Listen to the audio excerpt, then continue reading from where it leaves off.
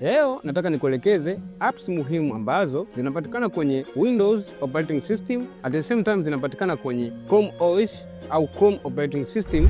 Kwa wale ambao wamfahamu, Chrome OS ni operating system kama ilivyokuwa Windows, lakini hii ni operating system ambayo imetengenezwa na Google kwa ajili ya vifaa kama tablet pamoja na laptop. Cha ajabu, watu wengi wanakuwa hawawezi kutumia hii Chrome OS, lakini wanaweza kutumia simu zao za Android. Lakini mfumo jinsi ulivyotengenezwa, kama unaweza kutumia smartphone yako vizuri, basi hauwezi kushindwa kutumia Chrome OS. App ya kwanza ni Word, na kwenye Chrome OS haipatikani kwa jina la Word, inapatikana kwa jina la Doc. Application ya pili ni Excel, lakini jina ambalo linapatikana kwenye Chrome OS inajulikana kama Sheet. Application nyingine ya tatu ni PowerPoint, lakini application hii pia inapatikana kwenye Chrome OS, ila kwenye Chrome OS inapatikana kwa jina la Slides.